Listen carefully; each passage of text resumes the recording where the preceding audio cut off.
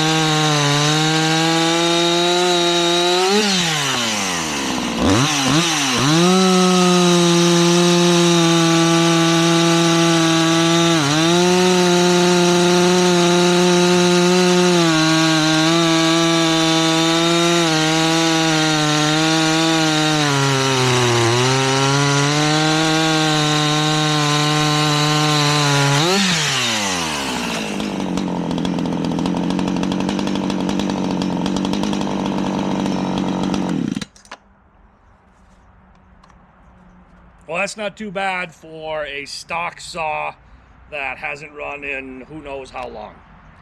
Now we're going to go back into the shed. We're going to change out the muffler for one that I've gutted and put a big exhaust port on it. We'll retune the saw and then we'll see what the difference is.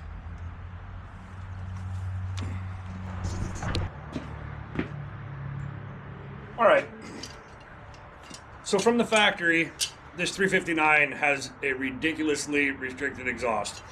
There would be a baffle in the middle of this can, and then the exhaust had to come through to the front, pass back, and come out a small port, which would have been right here.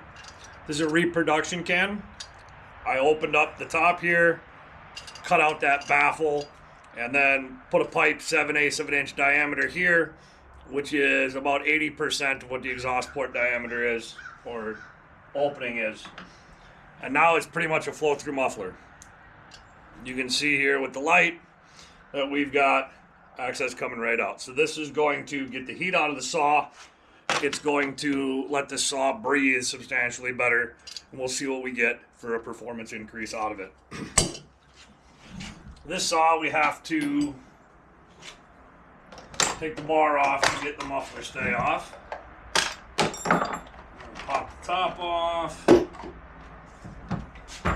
Spin it around here. Get our bar off.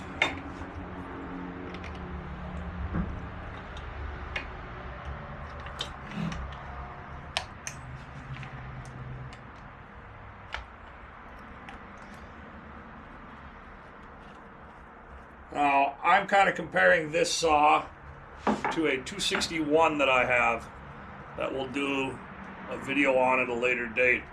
It was a 261 that had very little runtime on it. It was in pristine condition that I got for a song. I put a 262 XP piston in it and opened up the muffler, and that saw is an animal.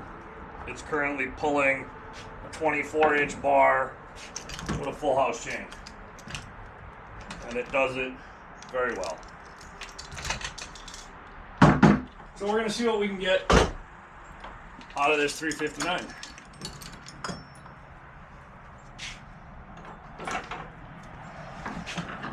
All right.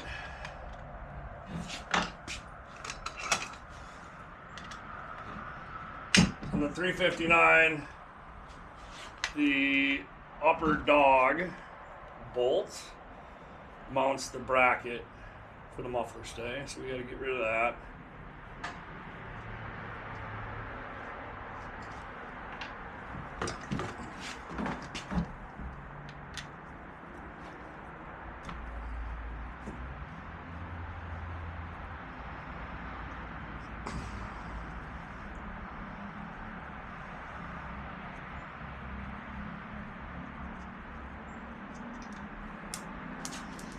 And of course, drop our bolts all over.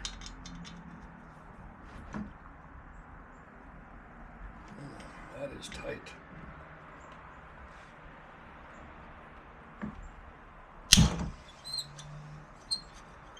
That one was in there.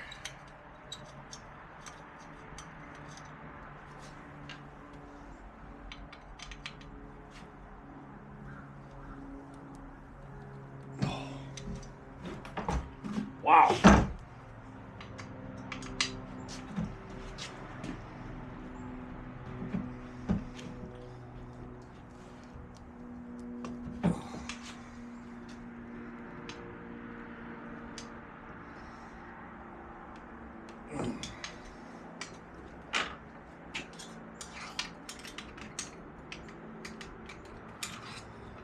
I have to give up on that one for right now.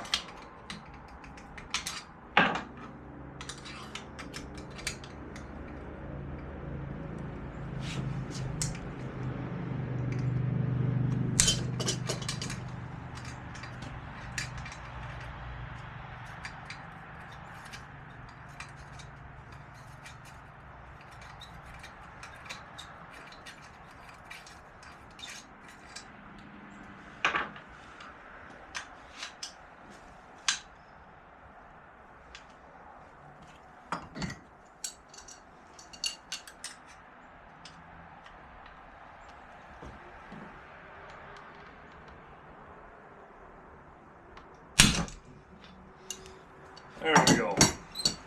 That is too tight. I don't know what the specification is for that bolt, but that's too much.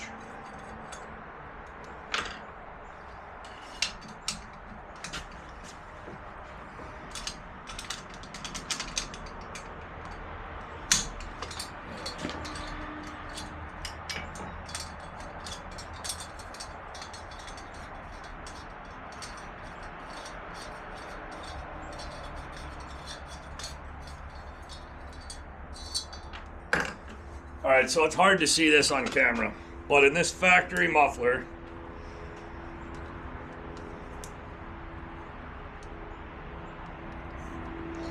I don't know if you can see this or not. I'm going to try to hold it up here to the camera. But there is a small hole that the exhaust goes from the back chamber to the front chamber. Once it gets to the front chamber, it has to change directions and go up a small pipe to then get out that tiny little outlet hole, which is part of the reason this saw is so quiet. So we are going to do away with that.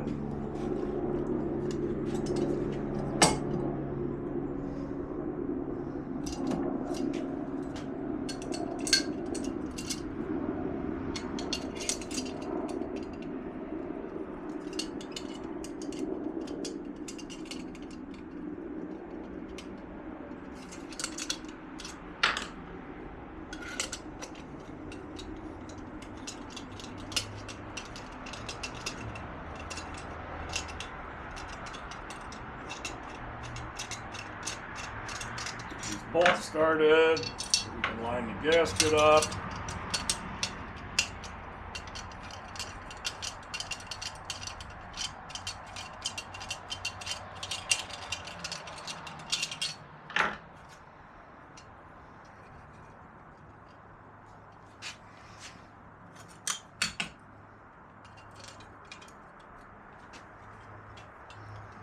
Get our heat shield.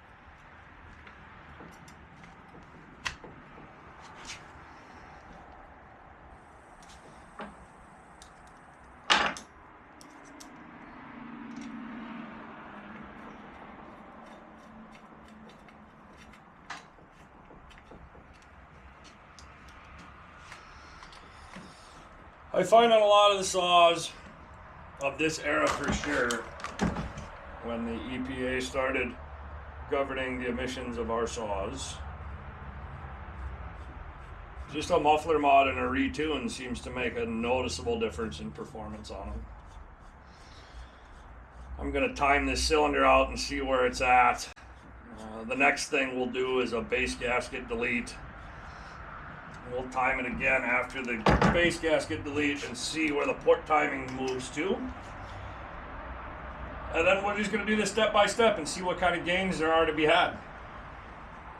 With the final bit being a porting. And I have just kind of started with porting. I'm by no means an expert, so I'll use numbers provided by I watch at Bodie and Dino Joe and guys like that, and they're great about talking about what they actually did for numbers and kind of sharing that information, which is awesome. And so I'll be using numbers that somebody far more experienced than I has used and put together and made a good running saw off of, and then we'll see where they end up.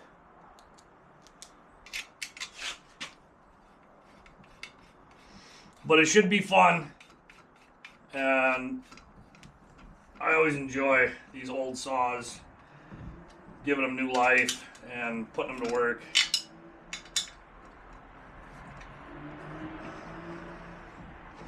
Just something about an old two-stroke chainsaw. We're going to get back on. I've got lots of run time in that 592 that I built earlier in the channel. So we've had quite a bit of run time on it now. And we're going to do some comparison timing on it again here in the very near future and see where it's at. But that thing has turned into a complete animal.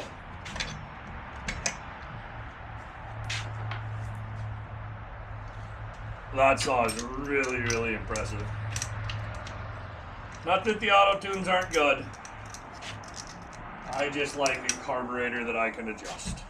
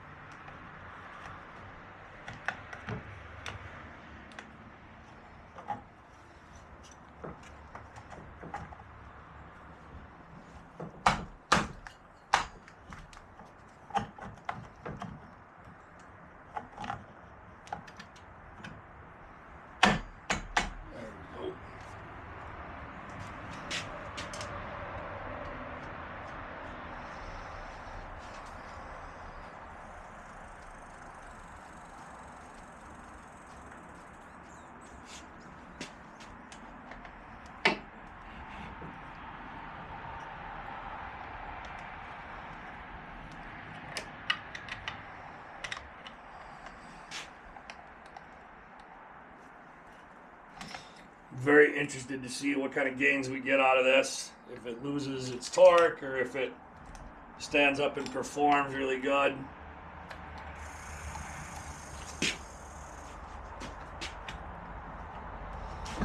If you've got a 359 that you've done a bunch of mods to, let me know in the comments what you've done and what you've seen for performance out of your saw.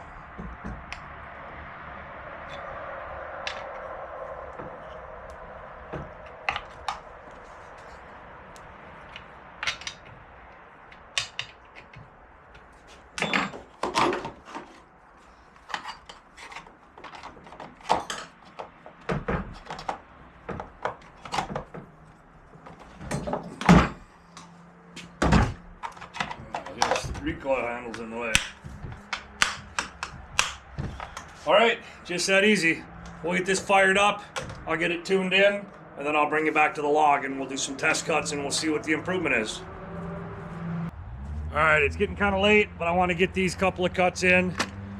So I've done some initial tuning on it, and it's running about 9,700 in the cut without dogging in and pushing on it. So let's make 3 cuts, we'll time it out and see how she does.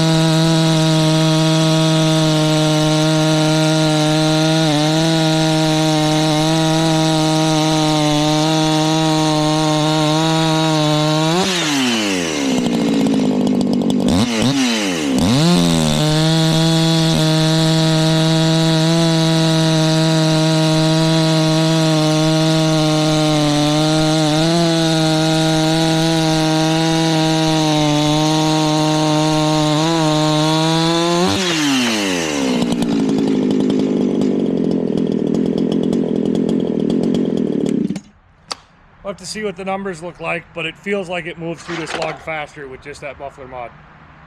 All right, everybody, let's recap what we watched here, what we saw with the 359. So the first 3 cuts averaged a little over 20.5 seconds. The cuts after we put the exhaust on it averaged roughly 16.25. So a 4.25 second increase in speed, a reduction in speed, which is about 22% performance increase cutting the cookies.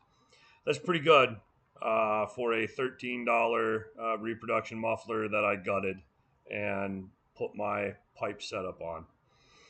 There's a lot to be had in these saws when you just manage the airflow. You know, Tin Man talks about it all the time. I like to watch him. He talks about moving air, managing air through the saws. You got to get the air to go through the saws. You got to get the charge through and in. And if you can do that effectively, you can make more power. There's more available, definitely. When a manufacturer makes a saw, they're never making the highest performing saw they can. And then when the EPA came in, it was, well, you can only have such emissions. And it really limited the performance of all of these saws. And so it's fun to see what you can get out of them with very minimal effort. So give me your thoughts on this project, what direction you think we should go on it. Drop down in the comments there, give me your thoughts. And if you enjoyed this video, hit the like button, hit the subscribe button. It really helps out the channel. Thanks.